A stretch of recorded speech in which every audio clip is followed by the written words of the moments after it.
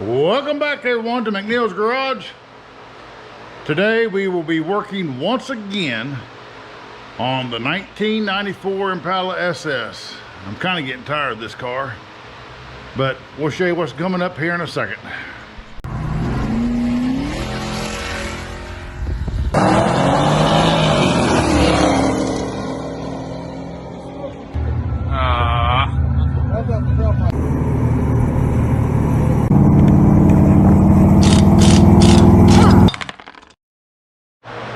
Alright, so I hope the fan ain't too loud, but here it is. My daughter's 94 Impala SS, and you'll see what we got to work on. You see how that header there is sticking way lower than this header here. So to recap, I had to go up to Lima where she could go to school at and go put this thing on the trailer. Well, the trailer was too low, the car was too long, the pitch was too much. We got ready to pull it off. I put some 2x4s and stuff underneath there to help it get off without dragging. Well, I reckon I should have put more 2x4s on there, because you can see, I hope, see how all that is bent up. I mean, it just did a whammy on it. And there's the farthest tube I know is bent. I was really hoping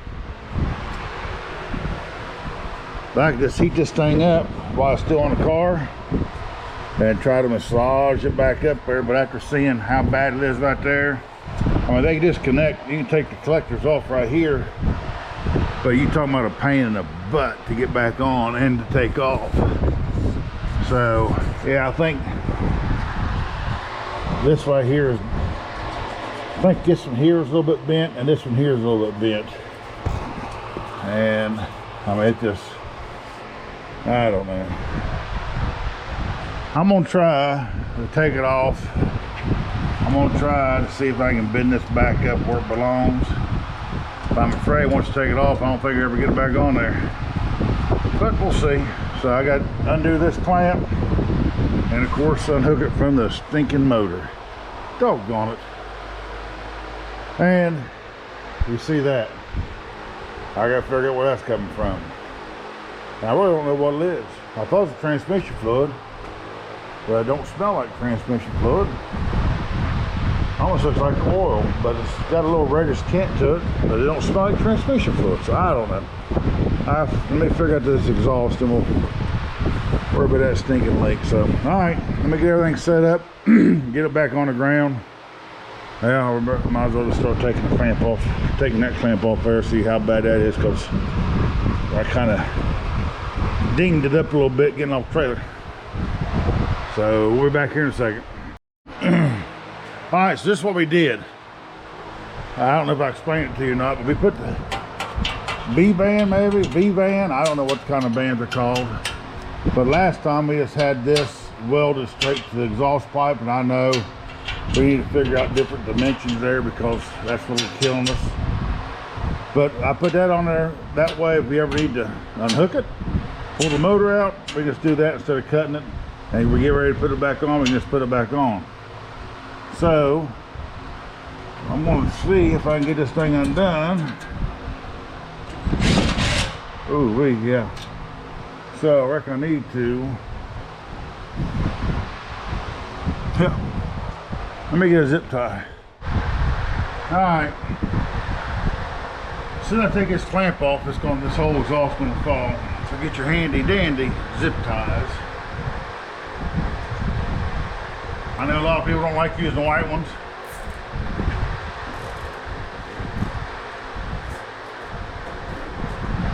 But that's the longest ones I got, so I'm gonna put 2 on there just to be careful, just to be safe. So I can take that clamp off the rest of the way.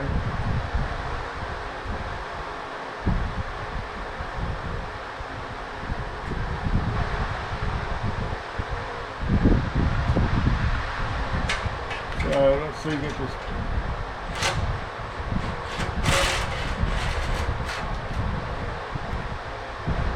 And hopefully I can reuse that clamp.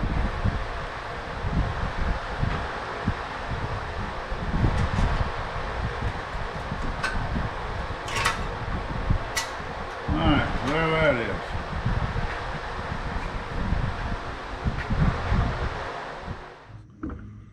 is. So I turned the fan off, so hopefully y'all can hear me a little better. Gotta take the plug wires off. The good thing about LS's, you don't gotta keep track of the firing order because I got the coils up here, just plug them back in. So I'm gonna take all the plug wires off.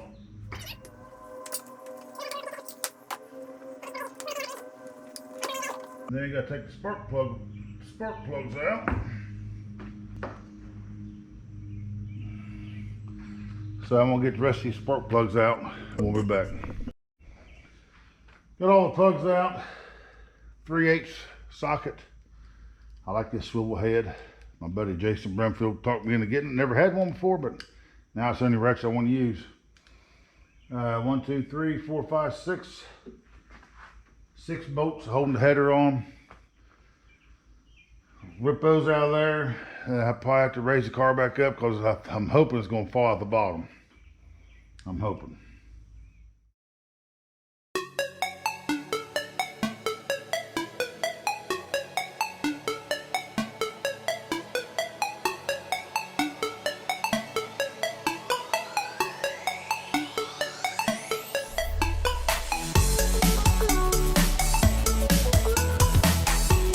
All right. The one furthest back gave me a heck of a time getting out, but I could get a shorter socket.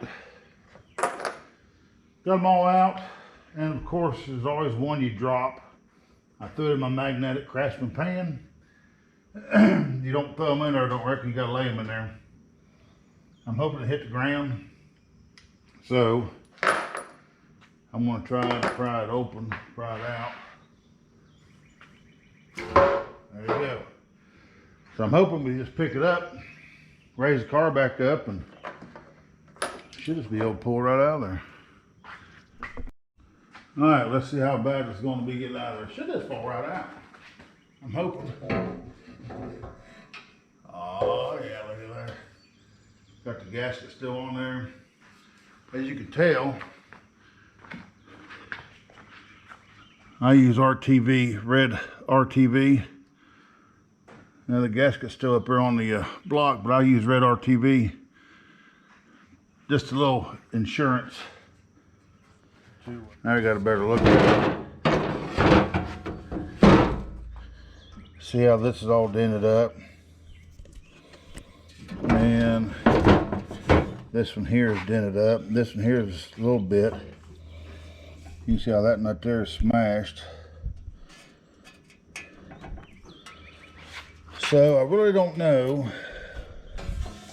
how I'm going to do it. I had to use a little massage and stuff for there, but it looks like everything else is good. Oh, you can stick your nose down the pipe and you can smell the racing fuels in it. It smells good. But yeah, this one, and especially this one. But I can unhook the collectors off here and see if we can massage all that back. I don't know. I'm gonna give it a shot because I mean it's got a pretty good crease there. It's got a pretty good crease there. I don't know. We'll see what happens.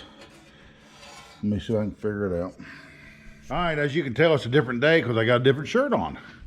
Got the headers out all day Saturday. I beat and used the torch over there, and to no avail.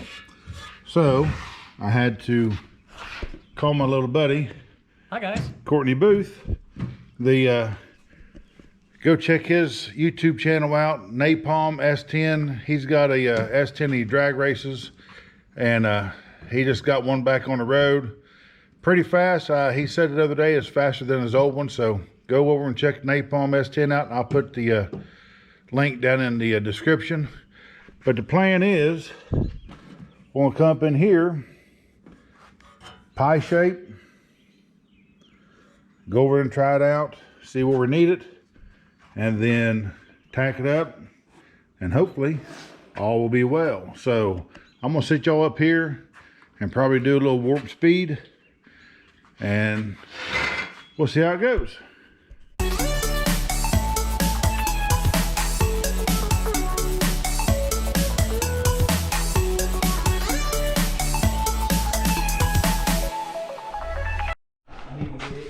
All right, so we did a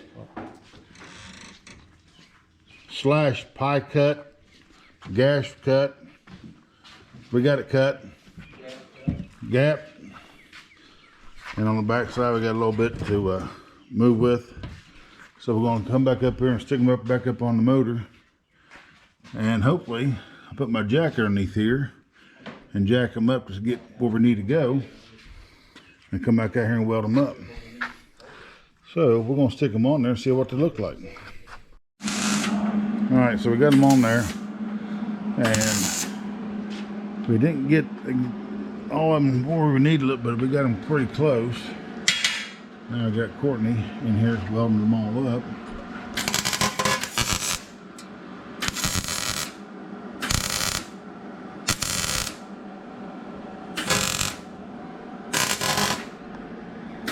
See, still at a slant, but it's a whole lot better than what it was before. So we'll get it all welded up, get them all back up there, and try it again, see what happens.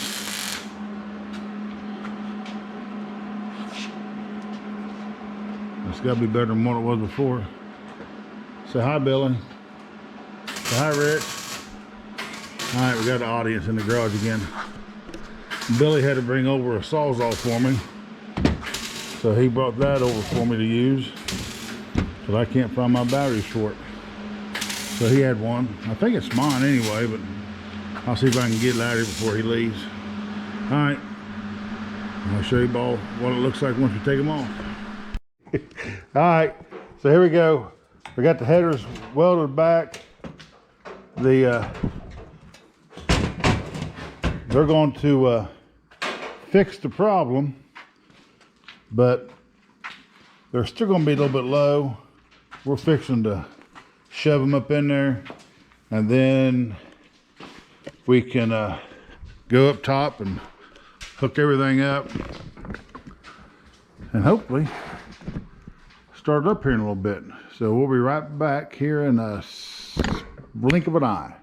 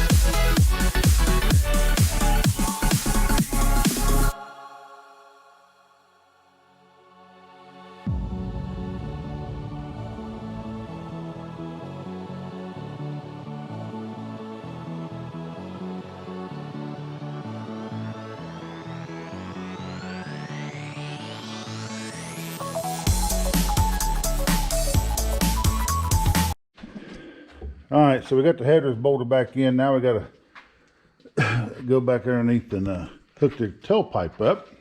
And I'm a true believer. If y'all seen, we used the RTV, the red high temp. We use all that around all the gaskets going to the headers. They will fill in the little imperfections in the block and or in the header. So there you go, tip of the day. All right, we're gonna jack this thing back up, hook the exhaust back up, and we got a couple little things we gotta fix, and then we should be able to fire it up. We'll have to set it back down, put the plugs back in, the wires back in, but we'll do that dead last. All right, got the headers back on, spark plugs in there, wires in there. The can't drive it. We got to take it to the exhaust shop. We got the headers up just a little bit. The tailpipe, the exhaust pipe can't fit into it, so it's got to take it back, have them cut it off and remount it, twist it around where it's at.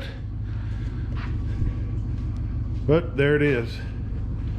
It's late, so if the battery is not dead, we'll start it up and let y'all listen.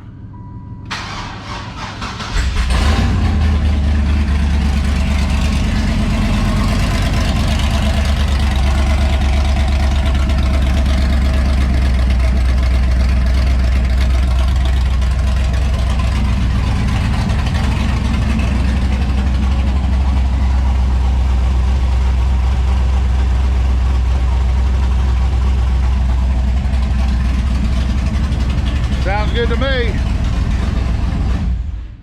Yeah, she's still loud. Open headers. Best way to drive them, as long as you don't get in trouble. Gets better fuel mileage. Yeah. So there it is. Big shout to Courtney. Like I said before, go check out his YouTube channel, Napalm S10. He's going to big drag racing this weekend, so go check him out. He'll probably have some videos up on his channel. But appreciate y'all watching. Don't forget, like, subscribe, comment, share, tell me what y'all think. Ring the bell. Ring the bell. So thanks for watching. Hope y'all enjoyed it. Sean McNeil, McNeil's Garage, saying see y'all later.